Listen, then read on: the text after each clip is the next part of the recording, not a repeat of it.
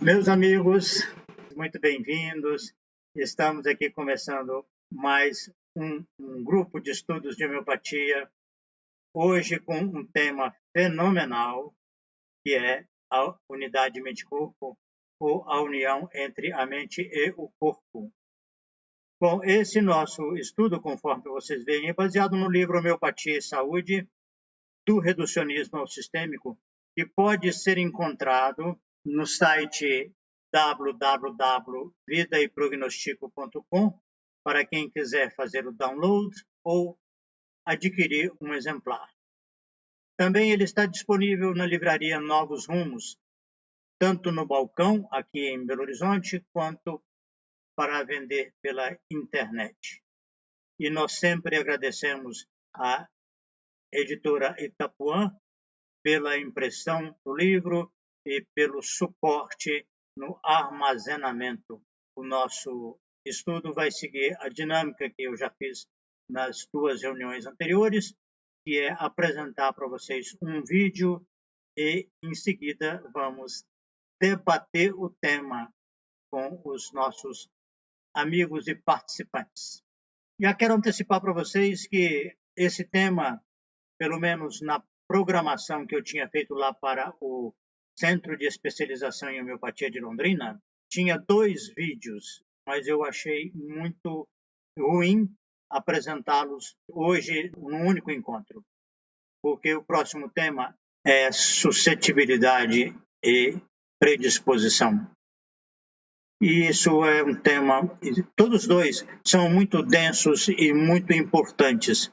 Então, nós precisamos ter tempo para explorar cada um com calma. Então, esse vai ficar para a próxima semana, o que já provoca uma alteração no programa que nós tínhamos distribuído e que está disponível na internet, num link que eu também já enviei para vocês, e vou tornar a colocar aqui embaixo nos comentários aqui no YouTube.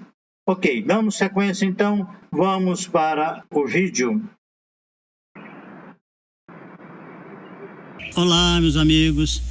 O tema unidade mente-corpo é um dos que eu tenho afinidade enorme, porque eu considero muito útil no processo educacional.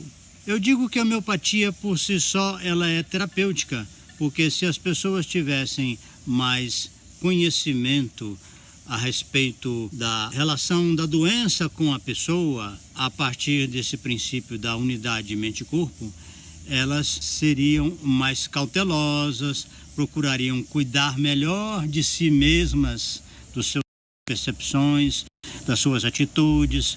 A doença começa no sujeito num nível mais subjetivo, energético, que é o nível das sensações, das percepções, do psicoafetivo. Esse nível tende com o tempo a se exteriorizar também no corpo, mas o conteúdo é muito semelhante.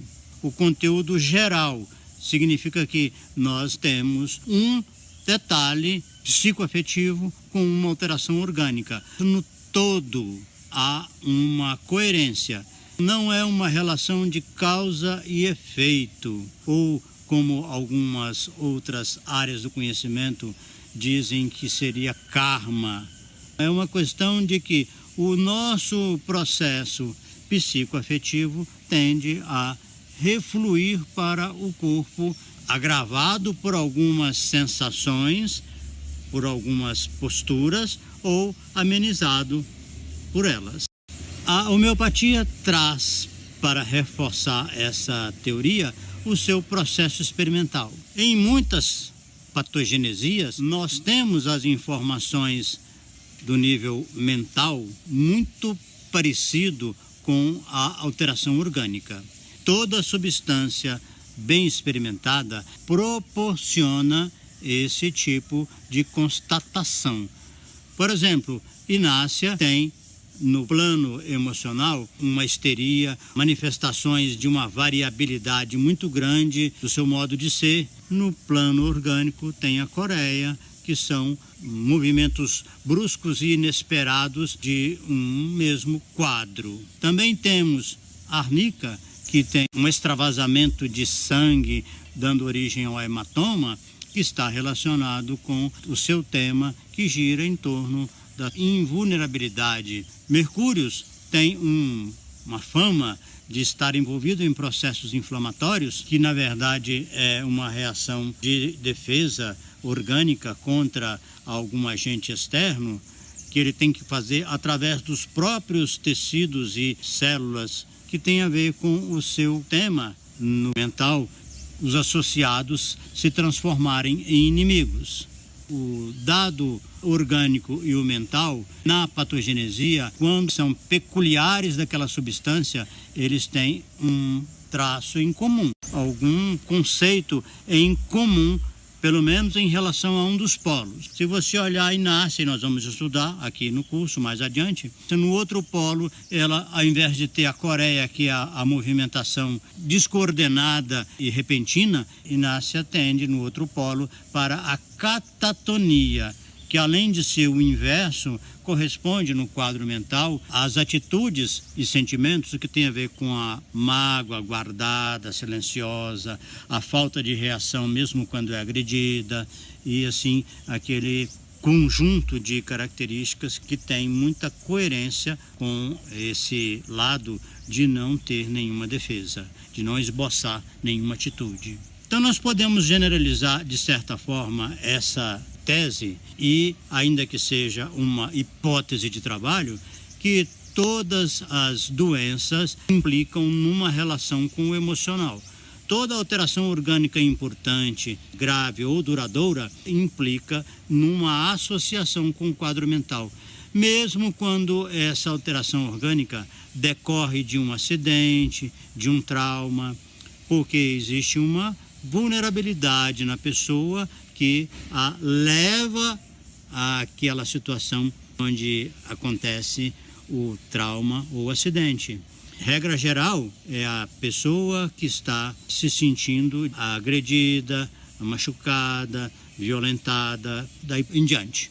A nossa investigação na anamnese é muito interessante porque ela começa no quadro atual, que geralmente é uma queixa do paciente, e depois nós vamos fazendo um retorno, uma investigação retrospectiva nessa trajetória, que nós vamos perceber como aquela pessoa adoeceu e quais são os dados peculiares da sua maneira de ser e de se enfermar. Com isso, nós podemos dizer que a consulta por si só já é terapêutica, porque leva o indivíduo a retornar ao seu quadro habitual, ao seu estado antigo, no qual ele era mais saudável. E é por isso que muitos pacientes, quando o resultado do tratamento é bem sucedido, eles dizem que se sentem rejuvenescidos, porque ele fez um percurso de volta à sua condição anterior de mais saúde. Nós temos aí toda doença corresponde a um quadro emocional. Eu cito, por exemplo, no livro a questão dos cálculos, seja renal, seja biliar, seja qualquer outro local, que geralmente corresponde a um endurecimento da pessoa, muitas vezes afetivo. É muito comum que a pessoa teve uma decepção amorosa, aquilo foi muito doloroso, ela quer vomitar aquele processo, ela gostaria que não tivesse acontecido na sua vida, e aí ela fica ressentida, às vezes chega a odiar aquela pessoa. Então, o processo que se localiza no corpo tem dor, tem cólica, porque é a dor daquela vivência, tem vômitos, porque ela quer devolver aquilo, ela quer tirar de si, e tem igualmente o enrijecimento, porque o afeto se transformou em ressentimento e em ódio, daí surgem as pedras. Então isso dá para ter uma ideia, toda doença mais significativa na pessoa tem uma participação do seu psicoafetivo.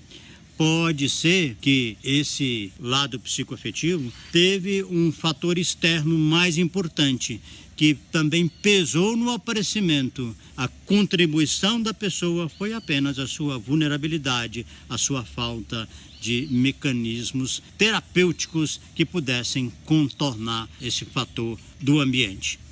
Isso nós vamos tratar melhor no nosso próximo vídeo. E o tema unidade mente-corpo é visto através da dualidade, que é a suscetibilidade e a predisposição.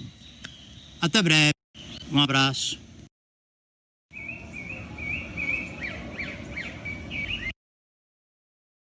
A união entre a mente e o corpo é uma questão essencial para que a gente possa conduzir o nosso raciocínio e entender que esse tema é tão básico que exige uma reflexão mesmo, uma assimilação deste conteúdo, porque senão a gente continua com um pensamento muito reducionista, considerando que a doença é apenas alguma alteração local ou que é consequência de algum fator externo, seja um micro-organismo ou qualquer outra coisa que invade o nosso organismo e nos faz promover essas alterações. A unidade mente-corpo pode não ser tão assim absoluta como a teoria homeopática propõe, pelo menos a teoria homeopática que eu venho trabalhando já tem alguns anos, mas sem dúvida que é uma realidade em muitos casos, em muitos pacientes. Por isso é que eu acabei reservando o nosso tema hoje para o debate, de acordo com o que nós vimos aí no vídeo.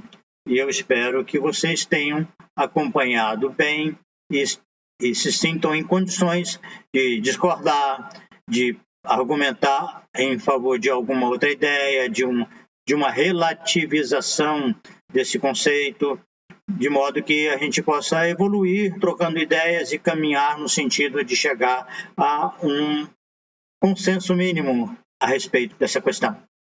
Nós temos aí um conceito de união entre a mente e o corpo. O mais importante, como eu disse no vídeo de abertura, que a patogenesia. O que é patogenesia? Para quem não sabe, é a experimentação de pessoas sadias quando ingerem alguma substância preparada homeopaticamente e anotam os efeitos que aquela substância promoveu no seu organismo, sejam físicos ou emocionais. Quem não tem muita familiaridade com a abordagem homeopática não sabe que nós temos o estudo das substâncias da forma como eu resumi, muitíssimo resumido, a respeito de Inácia, Arnica e Mercúrios. É só para dar uma pequena noção para quem não tem ideia de como está evidente aí no exposto e que nós vamos ver a cada matéria médica que nós estudarmos, e nós vamos estudar pelo menos 19 aqui, nós temos uma relação de conteúdo. O que o medicamento mostra no emocional aparece no físico. Quando a substância é bem estudada, esses dados são muito interessantes porque mostram um conteúdo semelhante. Com isso, nós podemos reunir todos os dados mais típicos dessa substância, formando um conjunto bem coeso que nós chamamos de tema. Além desse recurso extraordinário de pesquisa e que tem dezenas de substâncias bem estudadas que mostram essa relação entre as características psicoafetivas peculiares com as alterações orgânicas, nós temos também no paciente, quando a pessoa tem uma autoobservação razoável e consegue se expor. Ela consegue falar sobre os seus sentimentos, as suas percepções e, em especial, a respeito do significado do que ela percebe, do que ela sente. Com isso, nós fazemos uma associação, montamos um link entre o emocional e o orgânico para muitos casos individuais e também podemos fazer isso, de certa forma, de uma maneira mais genérica, quando nós selecionamos algumas características de comportamento com alguma doença bem conhecida. Isso também é uma contribuição. Não é tão refinada como quando a gente faz esse procedimento em relação a um paciente que tem história de vida e tem a movimentação dele, o percurso dele com um conjunto de dados, mas também é útil. Por exemplo, a gente pode fazer com a diabetes, que é uma doença muito comum, podemos fazer com a hipertensão e, assim, diversas outras doenças que são bem comuns e que a gente consegue estabelecer essa relação entre o quadro emocional e o orgânico. André Fossati, há possibilidade de separação mente e corpo? Ou é possível separação? É sim, André.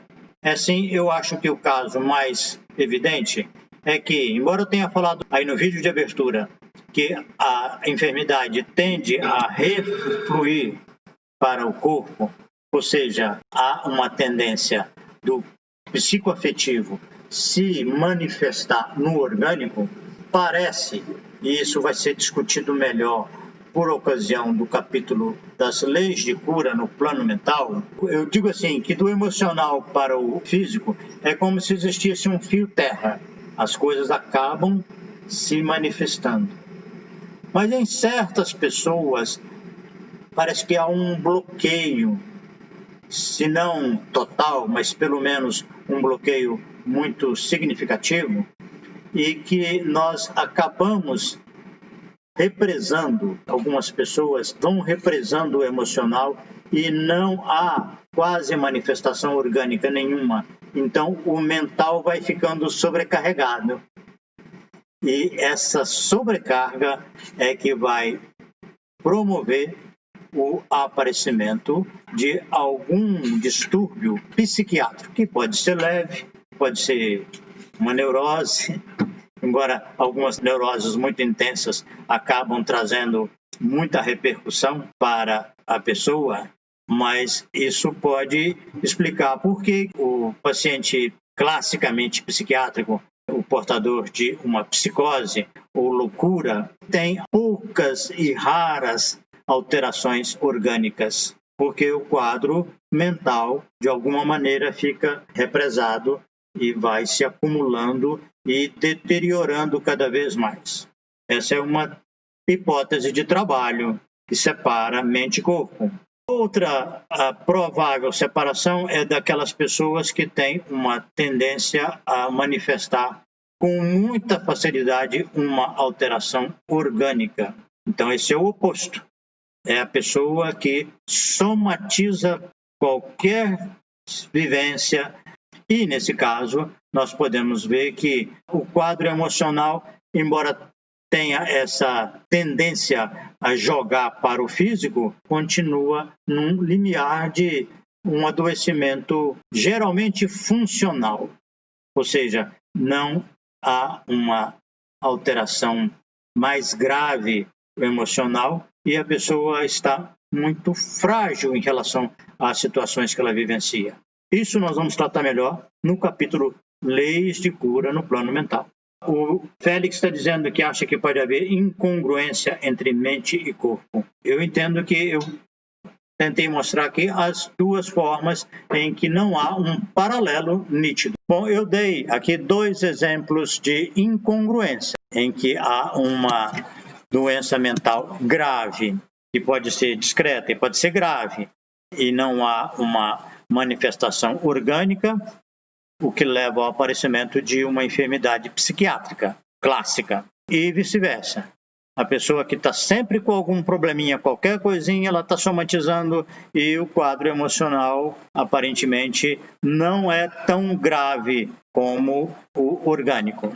Essa é, pelo menos, a hipótese de trabalho que eu tenho admitido. Mas nós podemos buscar mais dados, tá? Mais alternativas. Jane Souza, eu concordo muito que a mente influencia por demais no corpo, organismo, e concordo que deveríamos ter mais cuidado com os nossos pensamentos, sentimentos, mas é muito dificinho ter esse controle. É verdade, Jane, perfeitamente. Mas tem uma pequena variação aí nesse aspecto que eu gostaria de enfatizar, que é o fato de que nós temos essa teoria homeopática, ela propõe que é uma manifestação de um mesmo processo. O processo é o mesmo, não é que a mente provoca no corpo. A mente, o emocional, o psicoafetivo, ele se manifesta no corpo também. Em muitos casos, a gente confirma essa teoria. O quadro que aparece no orgânico, conforme eu disse aí no vídeo de abertura, o cálculo tem a história que pode ter ficado lá atrás, a pessoa nem relaciona mais com o seu emocional, não relaciona o físico agora, o quadro clínico, orgânico, com aquela passagem que ela viveu tempos atrás, e, no entanto, isso faz parte do período que o organismo leva para elaborar a manifestação nessa dimensão orgânica. Algumas doenças, sabidamente, levam mais tempo e é por isso que, muitas vezes, parece que essa compreensão da ligação de um conteúdo com o outro não fica tão clara.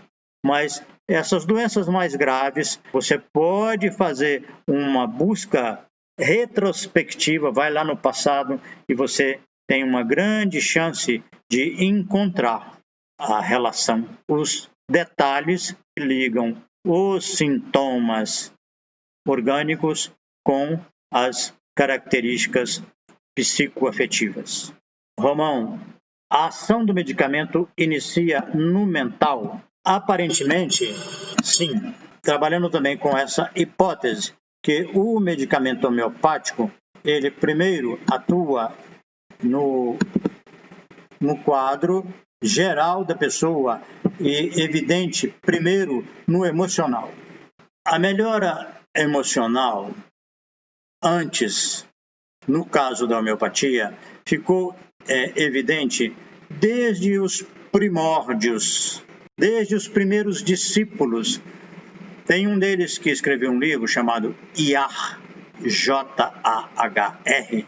O Jahr já disse que era muito interessante que o efeito do medicamento homeopático, primeiro, acontece no quadro geral da pessoa. Se não é no emocional, porque nem sempre as pessoas têm uma percepção, um senso de observação para isso, mas é comum que elas percebam uma melhora de disposição, de ânimo, uma sensação mais otimista em relação ao tratamento, ou que agora o apetite melhorou, o sono, essas funções que, apesar de orgânicas, são bem gerais, essa melhora aparece primeiro com o tratamento homeopático. E nós vamos observar que depois aparece a resposta no tratamento das questões físicas, da doença principalmente. O Jahr fala, tratamento com a medicina convencional, a resposta aparece primeiro nos sintomas da doença, não da pessoa como um todo. E isso é muito lógico, porque a medicina convencional lida principalmente com a substância baseada no efeito que ela faz no quadro físico. Você completou aqui, né, Romão, em qualquer dinamização. Olha, isso é uma questão que eu deixaria em aberto, porque o uso de medicamentos em baixa dinamização para o paciente de uma forma global, e eu vou apresentar para vocês alguns poucos, a própria Inácia Amara vai ser usada para exemplificar um caso clínico que houve essa melhora. Nós temos aí um assunto que merece pesquisas e que trariam mais esclarecimentos ainda. O que eu posso dizer com certeza é que o medicamento homeopático, mesmo em baixa dinamização, atua no quadro emocional da pessoa. Isso nós vamos ver com muitos detalhes mais adiante. André, se me permite, vou pedir uma observação clínica para que eu entenda melhor. Por exemplo, no caso de uma criança com quadro esquizofrênico que ocorre em comoção febril, onde estaria a relação, já que é congênito? Primeira coisa que eu preciso de ajuda aqui para responder, André, é que a esquizofrenia ela é classicamente uma doença do começo da vida adulta. Então, uma criança pode ter uma convulsão febril sem que isso seja relacionado nem com epilepsia. A doença mental está pouco... Eu diria assim, apesar de ter trabalhado como pediatra durante 12 anos e depois acabei fazendo também um mestrado com foco em saúde do adolescente, eu acho que nós temos aí uma questão importante de reformular o encaminhamento dessa questão, porque a convulsão febril é um quadro relativamente comum na infância, costuma não ter relação nem com a intensidade da febre e ele vai até os 4 anos e meio. Mas eu acredito que existem muitas situações em que essa analogia entre o mental e o físico fica difícil de ser aplicado porque falta informação ou porque a criança, muito jovem ainda, não manifestou o seu emocional o suficiente para que as correspondências sejam estabelecidas. Eu não estou falando de causalidade. Eu estou falando que, em muitos casos, quando nós temos tempo de vida suficiente para estabelecer um quadro de alterações psicológicas e como isso tem a ver com as alterações orgânicas. Jane Souza, o êxito do medicamento homeopático depende do quanto o paciente acredita no tratamento? O paciente pode ser refratário ao medicamento? Jane, eu vou só pontuar alguma coisa em relação a essa pergunta, porque ela também vai ser material de muita discussão, de muita análise, quando nós estivermos trabalhando os temas cura e prognóstico. O que eu quero dizer para você, então, antes de tudo, é que não existe nenhum tratamento que seja garantia de resultado para o paciente.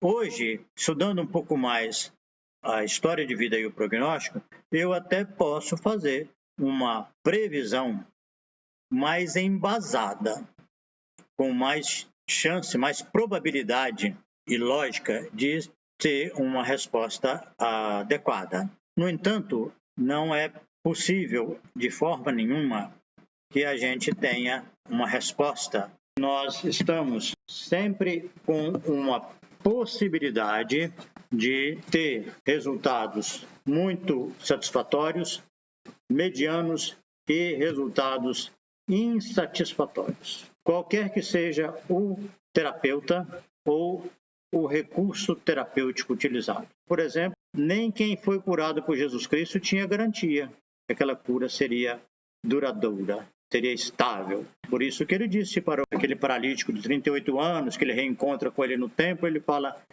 não peques mais, para que te não suceda alguma coisa pior. Não é privilégio de nenhum terapeuta e de nenhum tratamento, nenhuma forma de tratamento, a gente ter pacientes que não vão se curar. Romão, e os animais? Oi, Tereza, boa noite para você. Que bom você retornar aqui para o nosso encontro semanal. Os animais, o professor Márcio Elizalde, na Escola Médica Homeopática Argentina, dizia que os animais são satélites das pessoas com quem eles vivem. Se a família estiver bem, eles não adoecem. Entretanto, eu acredito que isso não seja uma coisa assim obrigatória, mas me parece passível de análise que nós estejamos vivendo essa experiência dessa maneira. Ou seja, que a gente esteja buscando ver nas pessoas da família como é que a doença deles acaba se manifestando nos animais também. Você, como veterinário de longa data, acha razoável uma hipótese dessa? Também, enquanto você pensa aí, eu vou adiantando também mais alguma coisa em relação a essa questão. E os animais, assim como algumas coisas de uso muito pessoal, acabam se transformando em prolongamento do nosso corpo. Por exemplo, o veículo, o computador.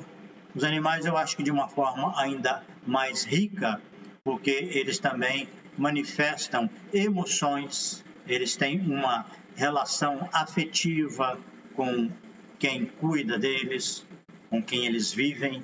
Então, é um material muito interessante que admitir a hipótese de que eles acabam manifestando alterações que os proprietários, os seus donos, elaboram, mas que conseguem jogar para um prolongamento deles, que não é o corpo, mas são os animais com quem eles convivem e com quem eles mantêm um relacionamento muito próximo e muito afetuoso.